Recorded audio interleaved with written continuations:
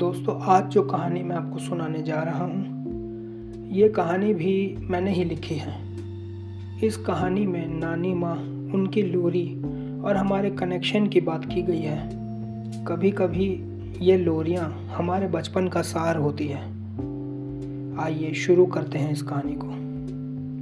अपनी आंखें बंद कीजिए और उस कमरे में पहुंचने की कोशिश कीजिए जहां दीवार पर लगी तस्वीरों के कोने थोड़े मुड़ गए हों, जहां हवा में पुरानी किताबें और कपूर की एक मिली-जुली सी महक हो। क्या आप सुन पा रहे हैं? ये जो आवाज़ आ रही है ना, ये महज एक आवाज़ नहीं है, ये बीते हुए कल की पदचाप है। ये पीढ़ियों की गूंज है जो एक कमज़ोर पड़ती आवाज़ में आज भी खुद को जिंदा रखने की कोशिश कर रही है।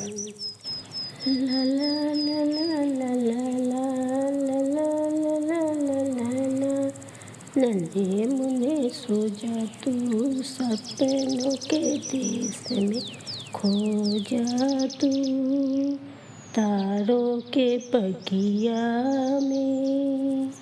ये मेरी नानी की लोरी है जो वो हमें सुनाया करती थी। वो धीमी सी आवाज़, कानों में शहद घोलने वाली। हम लोगों को यही लोरी सुनाकर बड़ा किया है उन्होंने। जिंदगी की भाग दौड़ में भूल गए थे हम ये लोरी। भूल गए कि किस तरह होती है सुकून की नींद। वो सुकून आता ही ऐसी मीठी आवाज़ सुनकर था। शहरी जिंदगी के शोर शराबे से याद भी नहीं कब सोए होंगे इतने सुकून से, जितने सुकून से ऐसी लोरी सुन के सोया करते थे। आज ये सब इसलिए याद आ रहा है क्योंकि वही नानी अब थोड़ी ही दिन की मेहमान है। दूसरों को खुशियाँ देने वाला इंसान जब कैंसर जैसी बीमारी से रोज़ लड़ रहा हो तो उसके दर्द को कौन समझ पाएगा।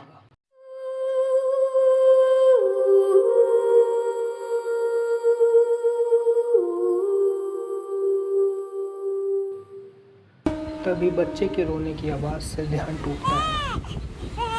ये मेरा बेटा शिवम है जो रो रहा था। तभी मेरी बीवी सिद्धि मुझसे पूछती है, ऐप में देखिए ना कितना टाइम लगेगा पहुंचने में। बेंगलोर से इटारसी का सफ़र लगभग 26 घंटे का है और हमें लगभग 24 घंटे तो हो ही गए होंगे। मैंने कहा बस 2 घंटे और। सिद्धि शिवम को शांत कराने लगी, वो भी बॉलीवुड का गाना सुनाकर। ये देखते ही मुझे हंसी आने लगी। तभी फ़ोन रिंग होता है। पापा का फ़ोन था। मैंने कॉल पिक किया।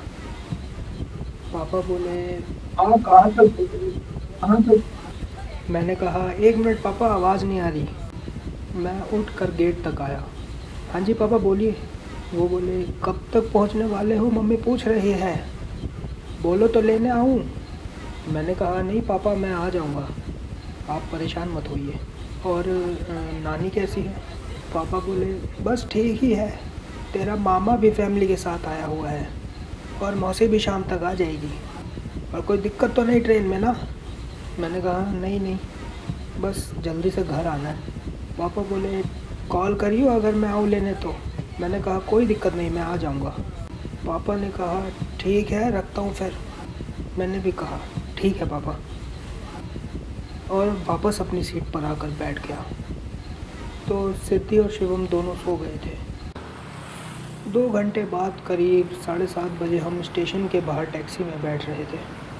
पापा को भी फ़ोन कर दिया कि हम टैक्सी लेकर निकल रहे हैं। पूरे रास्ते नानी की पुरानी यादें ही दिमाग में चल रही थी कि कैसे जब जब उनके घर आता था तो बिल्कुल माँ बनकर उन्होंने मुझे पाला था। हर ज़रूरत का ध्यान रखा उन्होंने। टैक्सी घर के गेट तक आई तो देखा पापा गेट पर ही खड़े थे। कत्थई रंग का कुर्ता जो वो घर पर पहना करते थे अब फीका पड़ चुका था। उनकी चाल भी हल्की पड़ गई थी।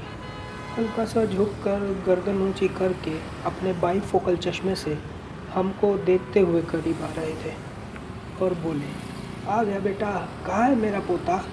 अरे हो रहा मेरा पोला, मेरा गोलू। अपने पोते को देखकर खुश होते हुए जेब में हाथ डालकर पैसे निकाल रहे थे। टैक्सी वाले से पूछा, बेटा कितना हुआ है भाड़ा? मैंने कहा पापा मैं दे रहा हूँ, आप रखिए। पापा बोले, अरे अपने ऑफिस में होगा तू रीजनल मैनेजर, यहाँ तो मेरा चिंटू है। ये बोलकर उन्होंने हंसते हुए टैक्सी वाले को पैसे दे दिए। शिवम को गोद में लिया, तभी सिद्धि इनके पैर छूती है। वो उसे आशीर्वाद देकर हमें घर की तरफ लेकर चलते हैं। घर में अंदर आते ही मैंने मामा, मौसी और मम्मी को देखा। हमें देखते ही वो खुश हो गए। फिर वो सब शिवम को बारी बारी से गोदी लेकर खुश हो रहे थे। मैं और सिद्धि ने सबको पैर छू के आशीर्वाद लिया और सीधा नानी के कमरे की तरफ चल पड़े। कमरे में जाते ही जैसे मैं सुन पड़ गया था।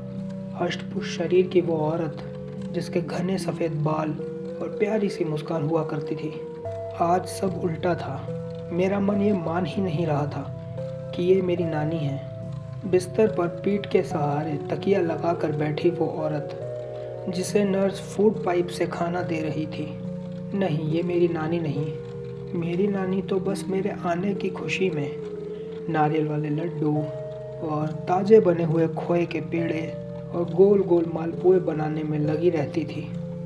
आज वो खुद खा भी नहीं पा रही थी, बस बिस्तर पर बेजान सी पड़ी हुई है। ये क्या हो गया है मेरी नानी को?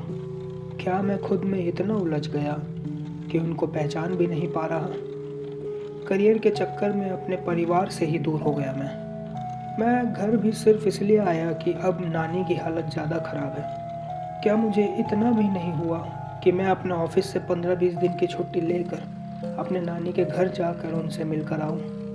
तभी नर्स कहती है, आ जाइए, हो गया मेरा, आधे घंटे बाद दोबारा आऊँगी मैं और सिद्धि नानी के पास जाकर बैठते हैं।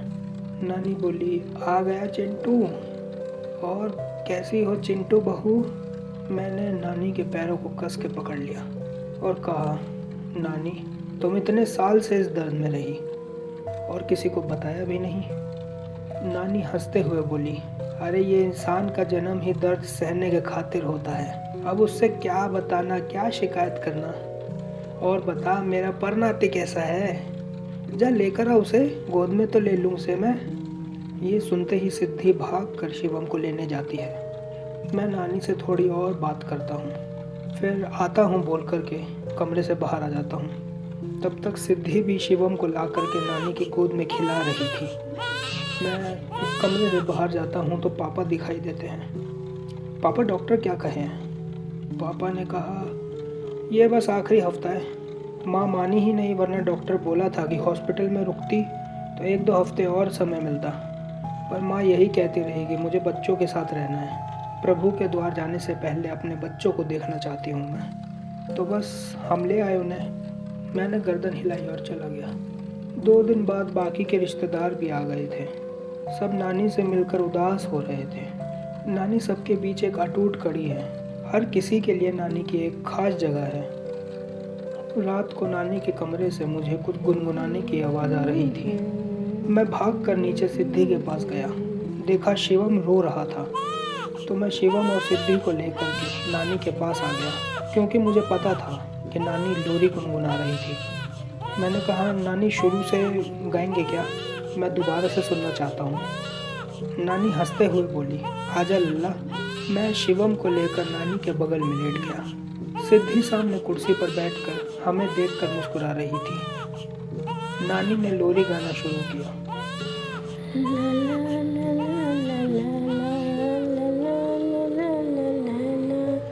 नन्हे मुन्ने सो जा तू, सपनों के देश में खो जा तू, तारों के बगिया में। शिवम को सुलाते सुलाते मैं भी सो गया और सपने में वही समय याद करने लगा था कि किस तरह नानी मुझे खटिया के पास बैठकर लोरी सुनाया करती थी और मैं चुपचाप आंखें बंद करके सो जाता था। आजकल हर बच्चा स्मार्टफोन और यूट्यूब पर लोरी और बाल गीत सुनता है। ये एनिमेटेड स्टोरी लोरी हमारी इमेजिनेशन की जगह कभी नहीं ले सकती। ये नीले रोशनी उगलते स्क्रीन कभी इनकी जगह नहीं ले सकते। तभी नानी की कांपती हुई आवाज़ सुनाई देती है, बेटा सुन रहे हो ना? ये लोरी हमारी जड़ों से जुड़ी हुई है। मैंने अपने बच्चों को, तुझे और तेरे भाई बहनों सबको ये लोरी सुना करके पाला पोसा है। अगर ये धुन खो गई तो हम सब खो जाएंगे। हमारा नन्हा मुन्ना इस दुनिया की रोशनी में खो जाएगा। ये आखिरी बार हो सकता है जब ये लोरी अपने असली रूप में सुनाई दे रही है। इसे बचा लेना, इसे आगे ले जाना, इसे जिंदा रखना।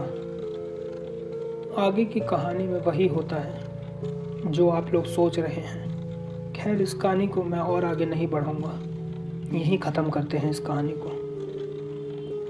बस यही है आज की कहानी दोस्तों। अब मैं मिलूँगा आपसे अगली कहानी में। तब तक के लिए नमस्कार।